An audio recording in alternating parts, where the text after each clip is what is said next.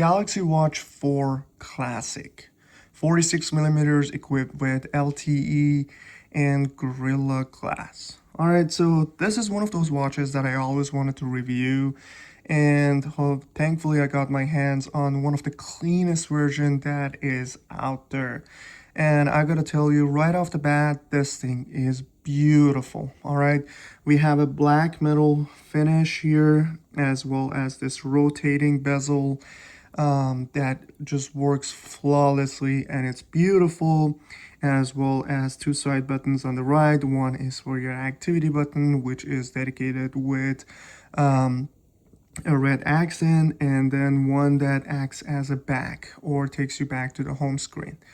Now, these watches are beautiful, and they always carry the word classic towards the end of their title, and it's due to one simple fact. So this is a Galaxy Watch 4, and this is a Watch 4 Classic. All right, so side-by-side comparison, you see you have a little bump here, as well as on the other side, you have a little bit of a thicker profile on the Classic one, as well as this beautiful bezel.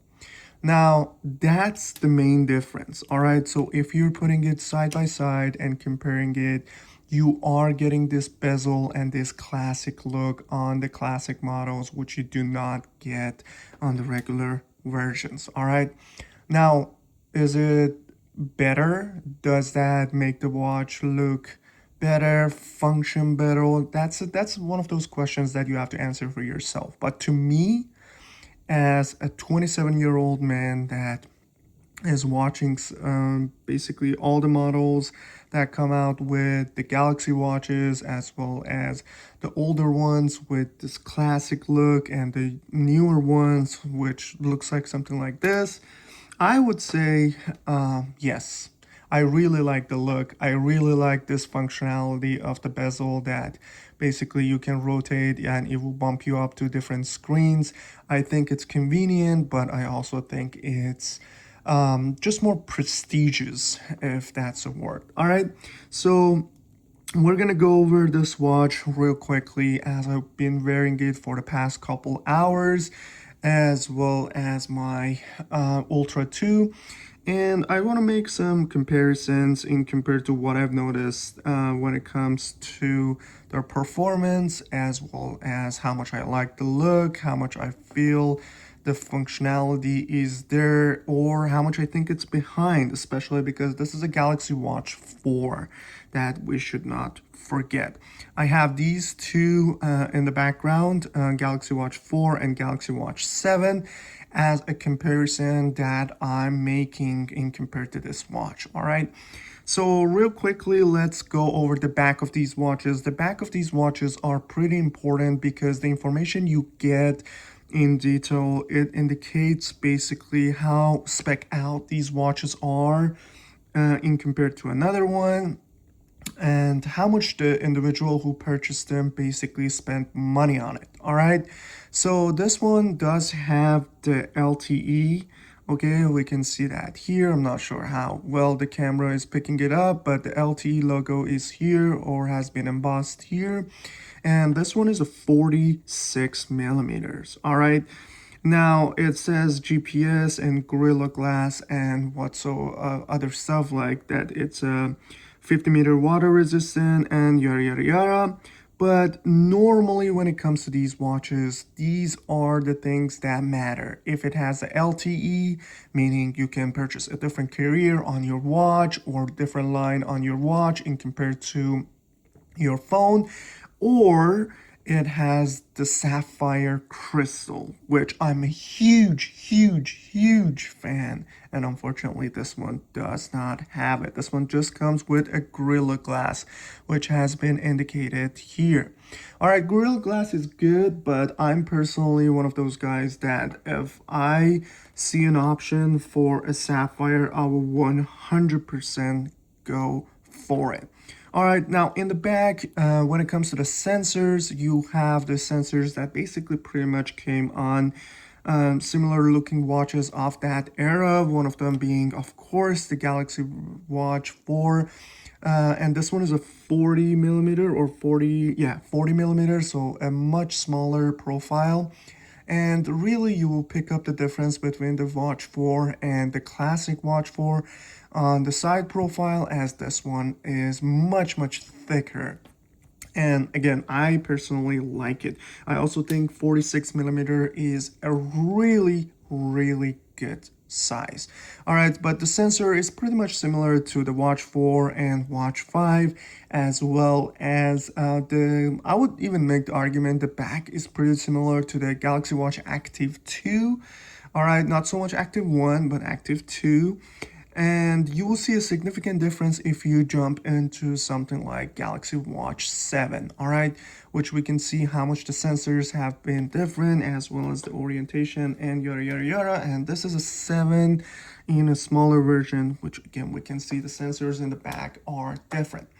Now, this one has a brand new band. It's an aftermarket band, which you can immediately feel because just like Apple Watches and aftermarket bands that you purchase from them, you often feel that the texture is there to some point, but it doesn't have the weight.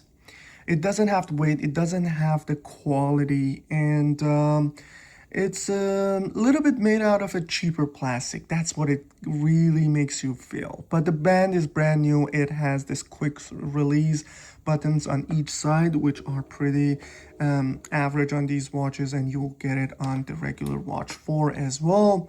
However, they started to change those on Watch 7 and change it to a button basically, which I love those too. And this one comes with a charger. The charging mechanism is pretty similar to any Fitbit watches or regular Galaxy watches. You basically have a magnetic mechanism, which works pretty well, I would say. However, if you go with aftermarket, the magnetic part becomes a little bit basically less strong, so you have to make sure that the connecting point or the connection is there for these watches to charge. Okay, so I'm gonna set aside the charger since we talked about it, and we're gonna just go with the watch and what has been my experience. Honestly, I love the look. Love the look. I'm usually a simplistic person.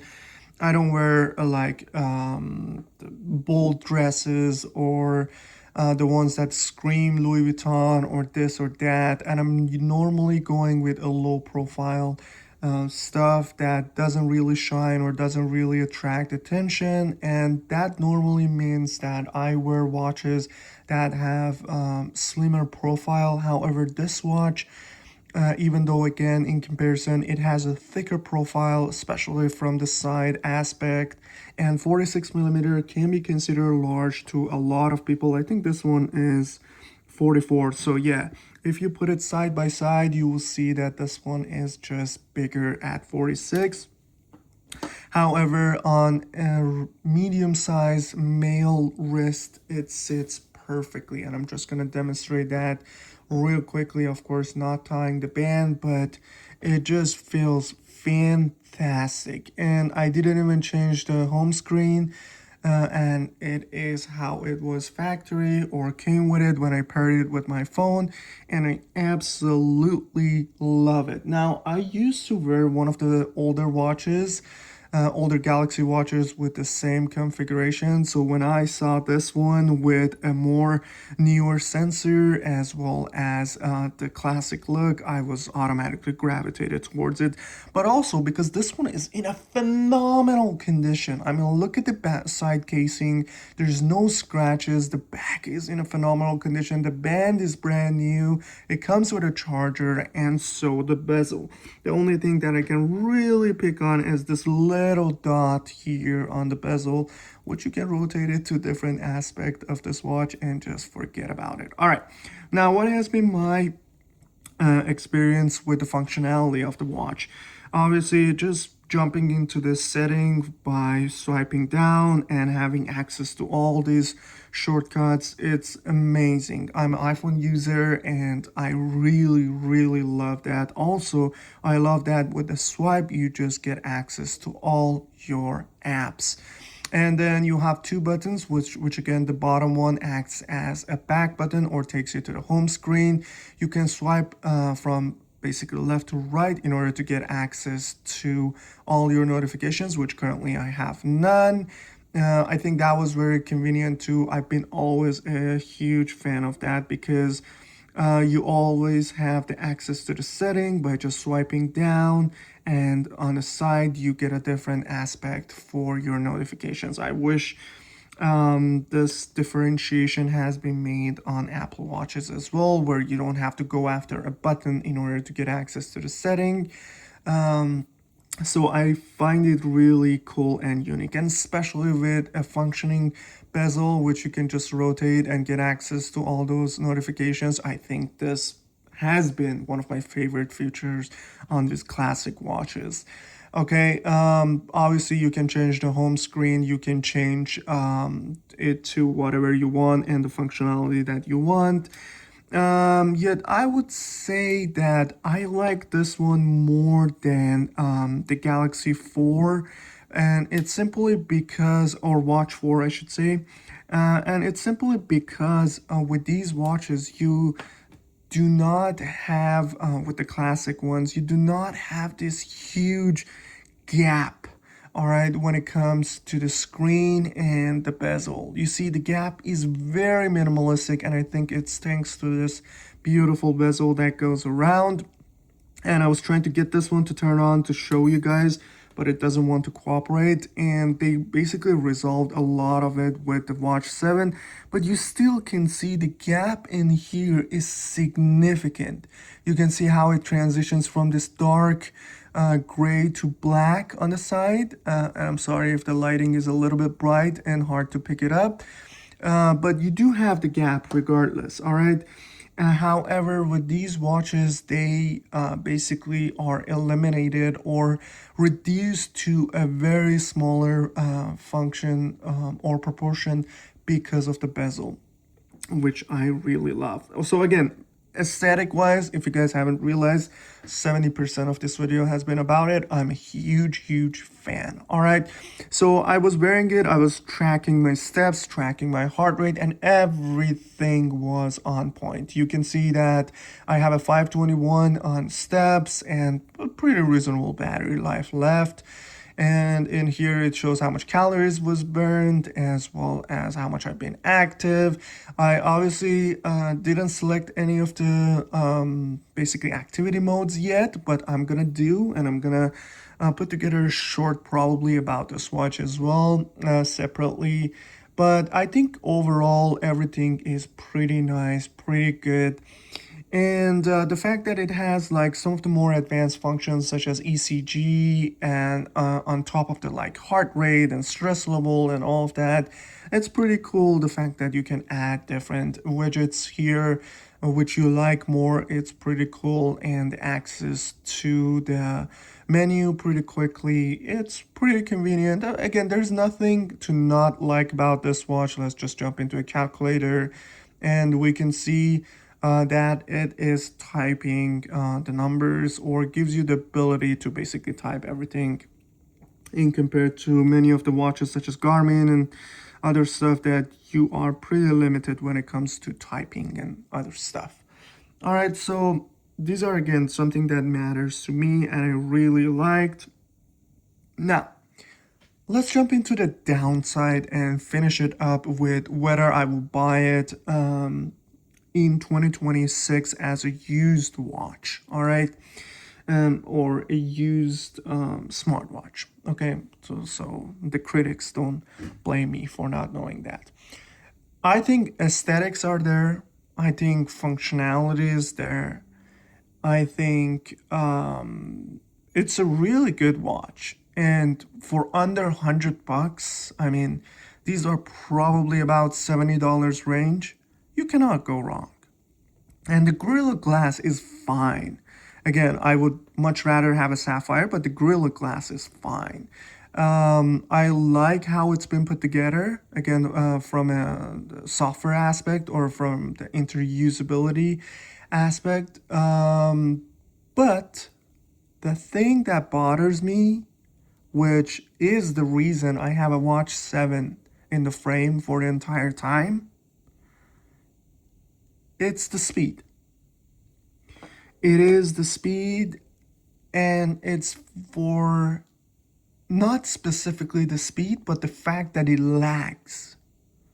All right, it's a little bit behind. It's a little bit laggy. All right, so let's say I'm just swiping, like, you see, you notice I swiped it, you saw the lag. Or like when I was typing on the calculator and I put in the numbers and there was a little bit of lag, and the watch was almost like, you see, I put 55 and it only got 5. All right, so that's the only part that it bothers me. And I feel like they did a phenomenal job on watch 7.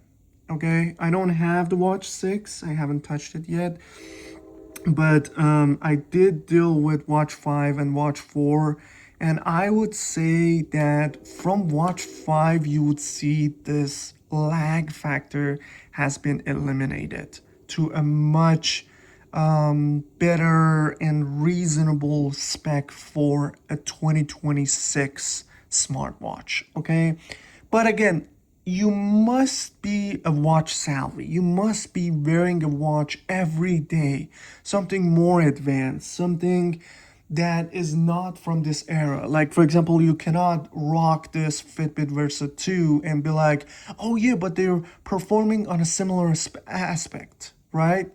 That's not going to be the case in here, because then you're not going to really notice it. So if you are not watch savvy, if this is your first watch, if this is something that you're getting into the game, you're probably not going to notice it and you're going to get away with it. But it's when you start using more advanced ones like the 7, and you will feel the notice. And it's the same thing with watch 4. All right, I'm going to have a different review video out soon, but that's one of the downsides that I can recognize. Other than that, phenomenal watch. I don't think anything looks so good on my wrist with just a factory setup. I mean, I haven't done anything to it, and it just looks phenomenal, or phenomenal. All right, I hope you guys enjoyed it. If you are interested to purchase this watch, I will put the link down below. You can click on it. If you have any comments, please leave them down below. And again, this was out of 2 to 4 hours usage, 2 hours like extensive usage, and 4 hours of just having the watch on my wrist that I reviewed it. I definitely will use this for a longer period of time in order to provide you guys with more updates. Thank you for watching, and have a good one.